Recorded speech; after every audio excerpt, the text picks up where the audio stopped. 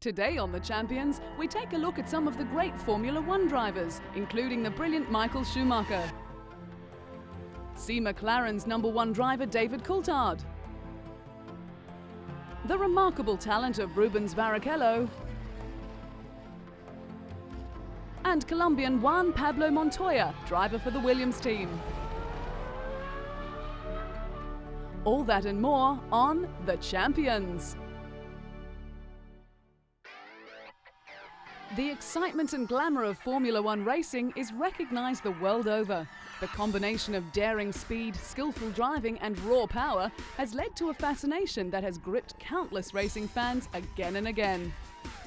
The Scarlet Ferrari, with its charismatic allure, is one of the largest and well-known racing teams, and its #1 driver Michael Schumacher is just as widely recognised and envied the world over.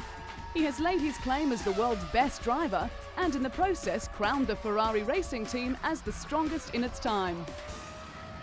Racing is not the only passion for the German star, with soccer high on the list. He often enjoys a game, taking a break from the grueling track work of Formula One. But motor racing will always remain top priority, and with his natural talent and nerves of steel, the driver has become the best in the business. The Ferrari racing team, founded by Enzo Ferrari, scored its first Grand Prix win in 1951. In the early days of the World Championship, titles came easily to the Italian giant, with drivers Alberto Ascari and Juan Manuel Fangio claiming the honours. Other Ferrari drivers to earn an early title were Mike Hawthorne, John Surtees, Niki Lauda, who won it twice, and South African Jody Scheckter. However, Ferrari's run of success came to an end for 2 decades, with a host of great drivers such as Gerhard Berger, Alain Prost and Nigel Mansell subsequently trying but failing to bring the glory back. It wasn't until 1996 when the team secured the services of the world's leading driver Michael Schumacher, and as each year passed, it continued to regain form and edge closer to the title it had coveted for so long. Despite some incredible performances, the team's efforts were hampered by bad luck and costly errors. Finally, in 2000, Michael delivered the drivers' and constructors' titles to Ferrari, becoming their most successful driver in World Championship events. Michael was born in Germany in 1969 to parents Rolf and Elisabeth. His love for racing began at an early age, when his father gave him a pedal kart when he was 4. Little did he know that it was to begin a career driving the most expensive racing cars in the world. His racing talent shone through even at that early age, helping him win on the circuit, even though he was the youngest member and driver in the kart club. He began receiving more recognition, and in 1984 he became the German junior champion and finished runner-up in the Junior World Championships. 3 years later, competing in the senior division, he scooped the double, finishing first in the German and European Championships. Having risen through the ranks of karting, Formula Ford and Formula 3 in Germany, the Wunderkind first showed his real mettle as part of the Sauber Mercedes junior team in the World Sports Car Championship. But it was when he made his Formula One debut at Spa with the Jordan team that his blend of speed, shrewd racecraft and supreme tactical perception marked him out as the man most likely to challenge for the world #1 spot. When it comes to motor racing, Italians are as passionate as they come, and they are proud to show their support of their favourite racing team. If Ferrari is fortunate enough to win a championship, then the fans hit the streets, waving their red flags and the symbol of the prancing horse. Michael's career had been described as a touch controversial with a mix of brilliance. And because of his successes, he has become in demand for charity events, which he is only too happy to oblige.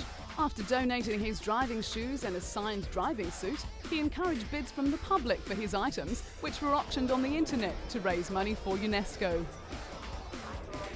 He was also only too happy to don a sporting uniform of a different kind. A soccer fan from way back, the German star led his Ferrari team onto the field for a charity match organised to help Iraqi children.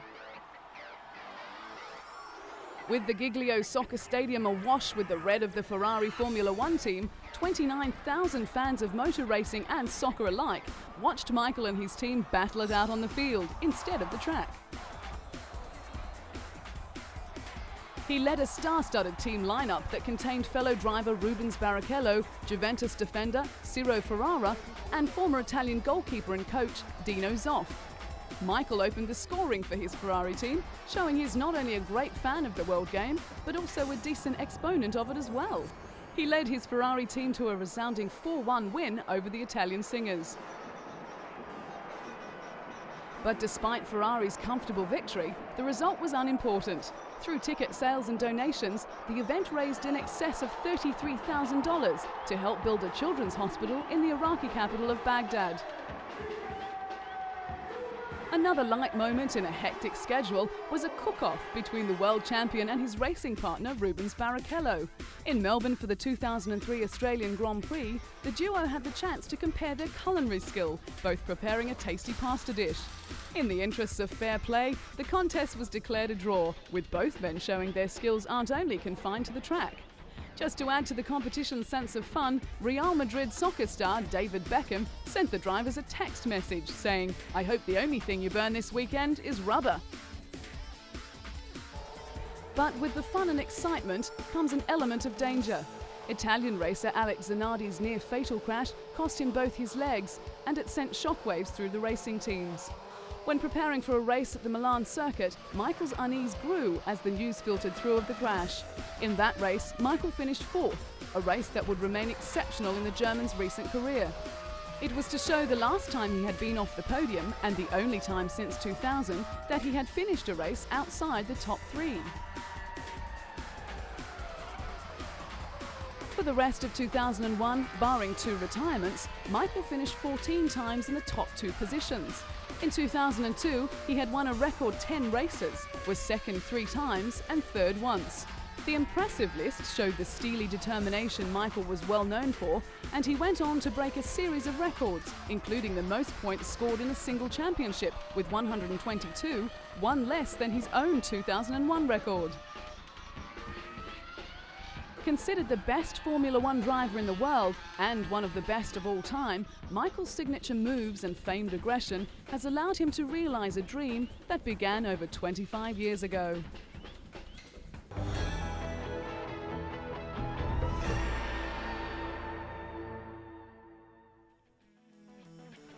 Racing certainly runs in the Schumacher family, with Michael's younger brother Ralph driving for the BMW Williams team. Debuting with Jordan, Ralph found his time there frustrating, and it wasn't long before he was looking for another drive. So in 1999, he made the move to Williams and made a name for himself in the world of Formula One. The name Schumacher certainly attracts plenty of attention, on and off the racing track. When Ralph married his wife Cora, the Formula One driver made an impressive entrance by flying to the church in a helicopter. With fans lining the street outside the church in Austria, Ralph and his bride emerged from the church to the waiting crowd. The year before, the couple had married in a low-key civil ceremony without family and friends. But this time, Big Brother Michael was asked to be the best man, and he was happy to oblige. After the event, Michael slipped out the back entrance while Ralph and his wife posed for pictures before leaving for Cologne. The world of Formula One is big business, with many promotional days planned for racing enthusiasts. When Ralph was in Russia, he found the time to support the Formula One Driving Day, which was set up to promote safer driving in Moscow. Road fatalities are commonplace in the Russian capital, and it seemed appropriate to see a Formula One driver at the wheel whilst navigating the dangerous roads. Ralph was only too happy to pass on his wisdom, but had to swap his racing car for a more modest mode of transport before signing a few autographs for the F1 fans. Formula One racing is an extremely dangerous sport, and the Williams team has experienced plenty of tragedy in their history. But with Ralph at the wheel, he has brought a new lease of life, bringing his determination and sheer skill to the famed racing team. It is a combination that has won the admiration of Formula One fans around the world.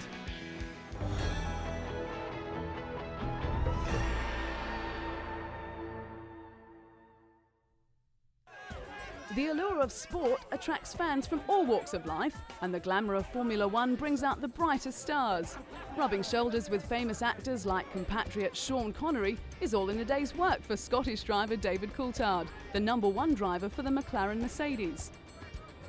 Not shy of the limelight, David's image has been featured on a billboard 4 stories high for Tag Heuer in New York.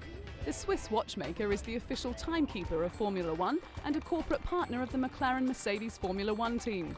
The 4-story billboard was Tag Heuer's largest in the world and was part of a new ad campaign.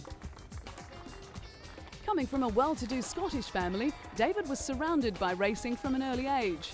He was karting from the age of 8 and was a multiple Scottish champion before he moved into Formula Ford, then Formula 3 in 1991. It was that year that David fought a season-long battle for the title with Rubens Barrichello, with the Brazilian eventually coming out on top. David's Formula One career began in 1994 in difficult circumstances. He was thrust into the spotlight when he replaced the legendary Ayrton Senna after his fatal crash. At the time, David was driving for the Williams team, who were dominating the sport at the time, and was sharing a seat with Nigel Mansell. The next season with Williams, driving alongside Damon Hill, David won his first Grand Prix in Portugal, beating both Michael Schumacher and his own teammate, finishing third for the season with 49 points. The following year was to see the move to McLaren, partnering Mika Häkkinen. But without a competitive car, David struggled throughout the year. The highlight of that year was a second placing in the famous Monte Carlo Grand Prix, where only 3 cars finished the race. As the McLaren team became more competitive, so did David, and in Melbourne in 1997, he broke the drought by putting McLaren back on the winning track. Winning again in Monza, he finished equal third with John Alexi in the Drivers' Championships. Over the course of the next few years, David had his share of ups and downs, with pit confusion, accidents, and the occasional mechanical problem, but it didn't slow him down too much. A serious plane crash in 2000 seemed to give the Scot a new perspective on life, but despite a very strong challenge for championship glory, he finished third in the standings. Despite his gallant efforts, David has been plagued with team reliability problems. And with the emergence of a very dominant Michael Schumacher in the Ferrari team, the task of reaching the top keeps getting harder and harder. But when he's racing head-to-head with the best drivers in the world, David's never-give-up attitude will always come to the fore.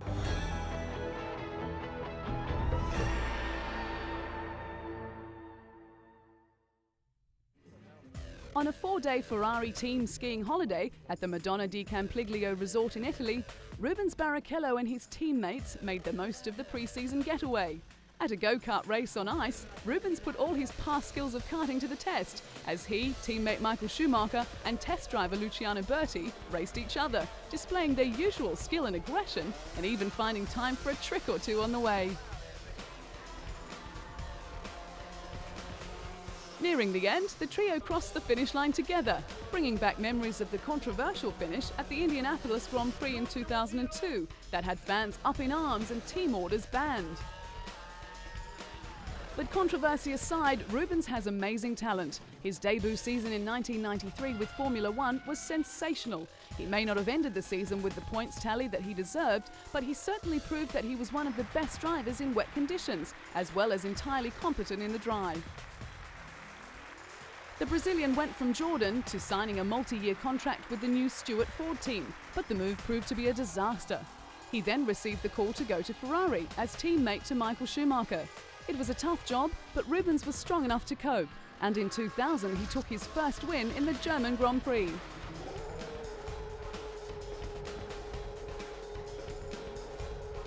Before arriving at Ferrari though, Rubens had put in many hard years. The Jordan team began to suffer from reliability problems, even though the Brazilian had some brilliant results.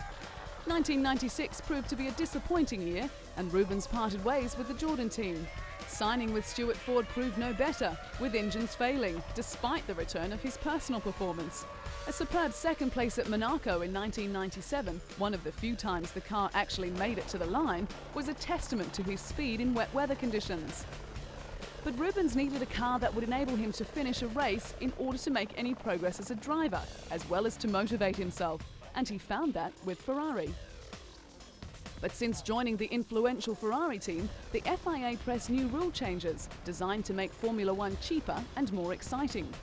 With the spiralling costs required to compete at the highest level, the governing body announced a deal to keep the circuit from shrinking to 8. But the sport's richest teams, like Ferrari and Williams, balked at some of the ideas. Formula One has been dominated by Ferrari, with the team winning 15 of 17 races in 2002. But smaller teams are struggling to compete with the Italian giant, and with Ferrari's ability to secure the talents of Ruben Barrichello and Michael Schumacher, they are sure to stay on top of the championship's table.